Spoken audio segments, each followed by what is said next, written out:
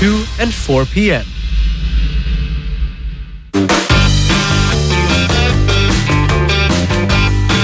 Okay, Deshanter, so these are the steak menu from Saung Steak Galunggung.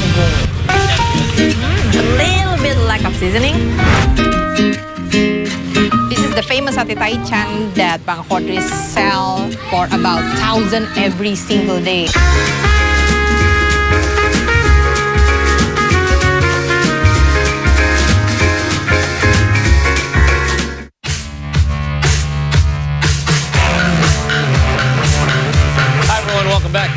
It's 6:30 a.m. here on the C Morning Show, and it's time for your first Thursday morning sports update. And we begin with some local sports news as the Indonesian futsal team has reached the semifinal round of the 2024 ASEAN Futsal Championship.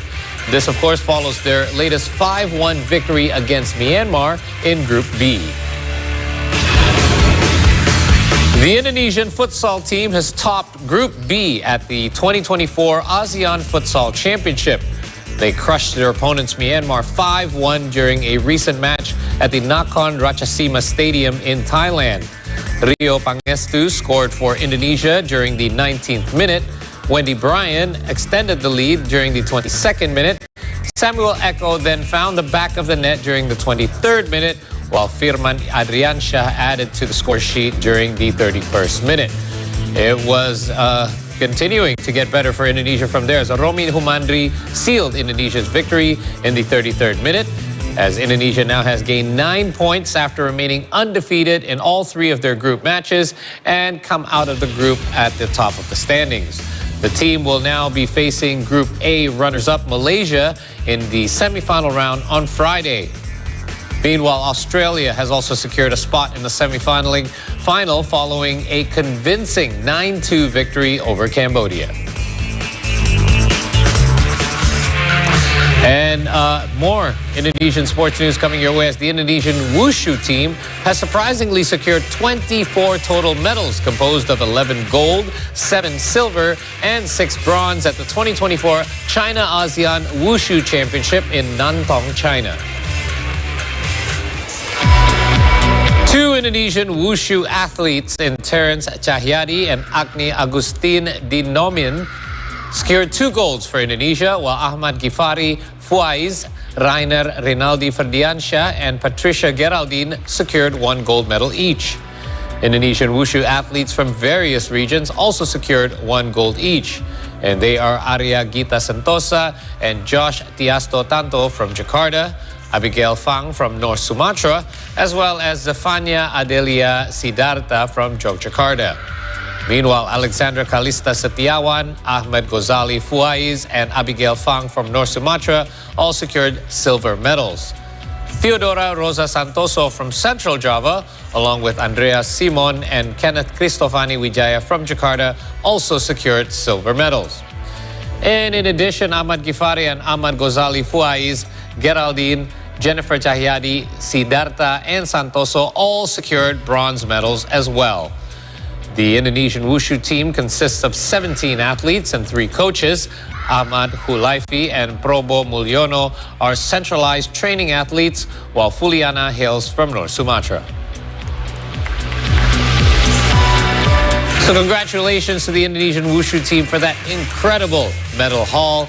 It will obviously be coming back to a great homecoming. Let's move on to some local basketball news now, as Indonesian basketball star Arki Dikania Wisnu was officially introduced as part of the Dewa United Banten squad. He has signed a 3-season contract with the club.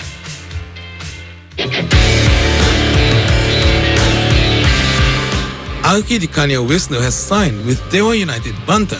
This was confirmed when the club held a press conference on Wednesday.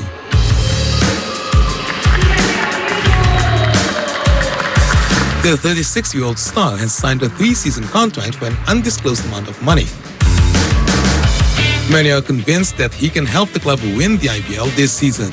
He remains as one of Indonesia's best basketball players, although he has passed the 30-year mark. Some believe that his leadership and experience might be what the club need to break to the top 4 of the IPL. Ada yang muda-muda juga di sini, tapi I feel like I think with me there, with Caleb, Hardy, sama Lester, I think we can speed up the process a little more buat mereka buat siap masuk final. Ya, alasan utamanya adalah mental juaranya dia. Kenapa? Karena tahu sendiri kan dengan segudang pengalamannya dia di IBL dan juga prestasinya dia bahwa SM juara 5 kali ya kalau nggak salah ya. Itu yang kita butuhin supaya dia bisa istilahnya menularkan lah ke anak-anak gimana sih how to be a champion. Arki Wisnu is set to reunite with his teammate from Satya Muda, Hardianus Lakudu, and his national basketball team colleagues, Caleb Wamot and Lester Prosper. Arki is potentially the last player to join Pablo Favorel's squad for the 2025 IBL season. See Today contributed reporting from Jakarta. So here's the statement on why Arki decided on Dewa United, as there were many suitors across the IBL for his services. He said, in reflection, I challenged myself to be able to help other teams who have not won a championship. And the choice ultimately fell on Dewa United, a good team, and they are hungry with victory with Coach Pablo, he said in a written statement. Now, Arki, who parted ways with his previous team, Satria Muda Pertamina Jakarta, after defending them for 13 years, cited the great potential and facilities that are provided by Dewa United as his main reasons for accepting the Banten team's offer, saying that they are showing their seriousness as an organization to compete for a championship. Arki also expressed his determination to collaborate with Dewa United players that he is already familiar with, such as Hardianus, Caleb Ramot Gemilang, Lester Prosper, along with others. Now, not only focusing on achievements, Arki also does admire Dewa United's commitment to the entire sports industry in Indonesia as a whole. Meanwhile, Dewa United Banten CEO Michael Oliver Wellers enthusiastically welcomed Arki's presence as their first recruit this offseason. According to him, the seriousness of Dewa United's management in investing and building a team has not only had a positive impact on basketball, but also on the development of national sports. He considered that even though Arki is not a youth in age, his abilities on the court were still unquestionable, stating that, quote, he is an asset for Indonesia, and for 13 seasons has had a myriad of achievements, including 5 championships and having won the MVP title and bringing the national team to a gold medal at the 2022 SEA Games in Vietnam.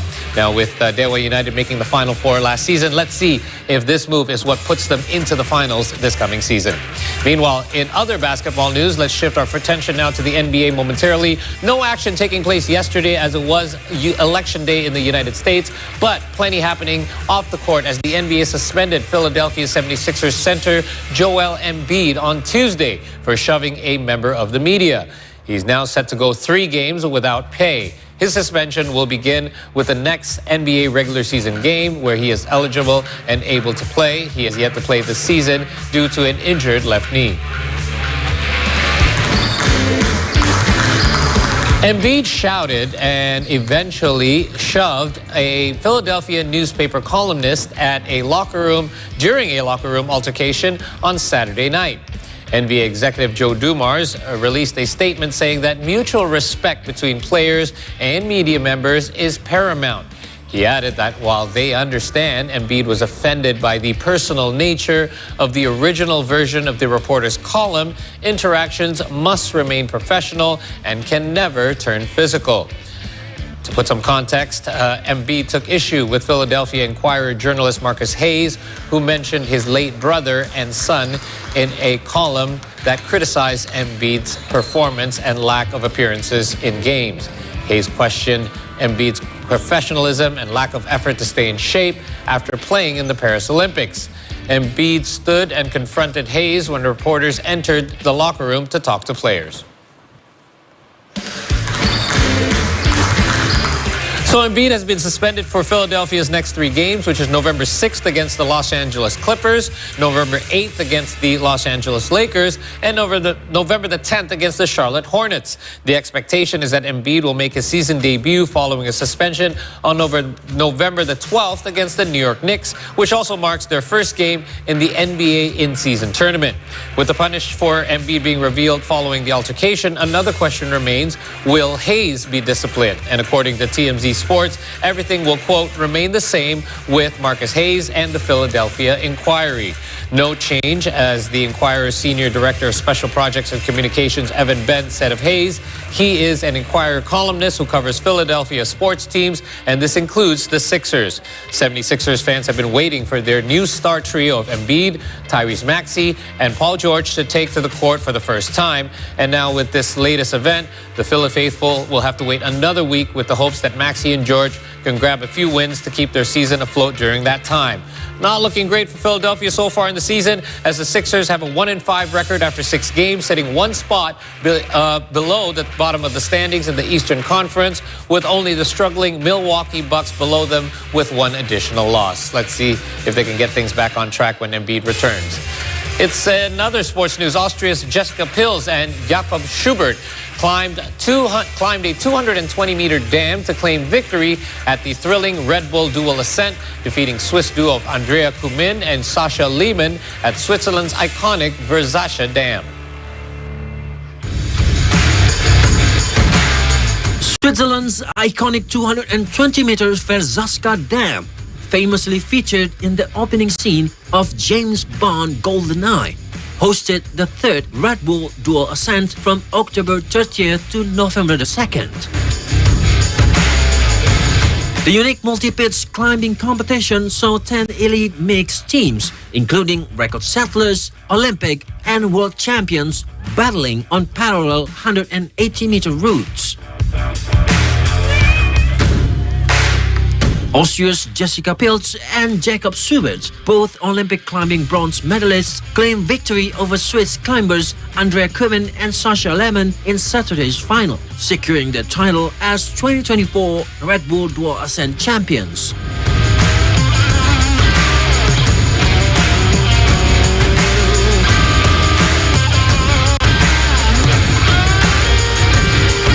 Finally, zero gravity, zero problem. Aston Martin Red Bull Racing needed a new challenge after 3 record-breaking pit stops this season. And they found it at an altitude of nearly 10,000 meters on board a cosmonaut training plane.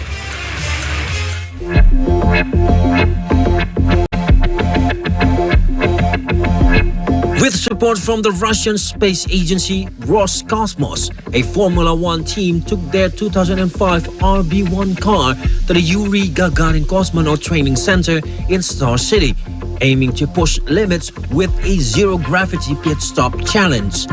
Over the course of a week, 16 pit crew members took a crash course in cosmonaut training in preparation for multiple zero-G flights in the plane's fuselage, along with F1 car and a 10-strong film crew. Each flight experienced 22-second bursts of weightlessness during steep parabolic climbs and dives. Carefully timed 15-second filming sessions captured the action as the crew maneuvered the 400 kilograms car mid-air, an unprecedented feat even for a team that has driven F1 cars across extreme landscapes, from Himalayan peaks to desert sands. Going into the first flight, I wasn't really sure what to expect, and the first time you perform the parabolic maneuver, the positive G compresses you into the floor of the plane, and you're confused and you can't understand what's going on and everything's happening fast. And then when you go into the negative G move, it's just the biggest rush. It's crazy. It's very disorientating, but exciting, and you want it to go on for longer than it does. Suddenly 25 seconds feels like 3 seconds. The extraordinary experience left the crew with a newfound admiration for their cosmonaut colleagues.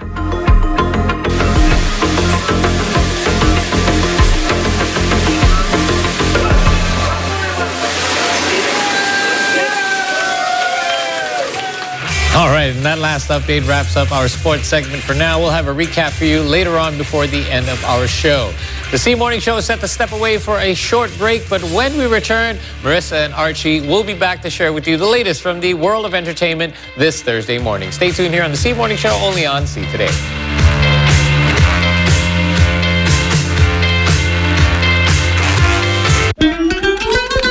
Tiap hari begini enak tak enak pun dah terlanjur.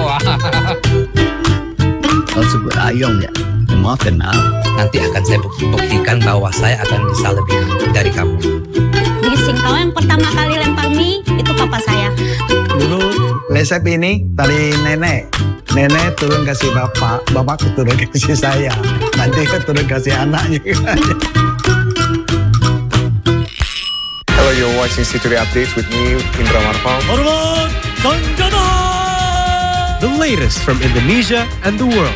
Over 200,000 Palestinians working without jobs. Presented in an accurate, Expected to reach 4.95 meters. timely, and up-to-date manner. Democrat Tim Walz and Republican J.D. Vance went after each other's running mates on Tuesday. Only on C3 Updates every Monday to Friday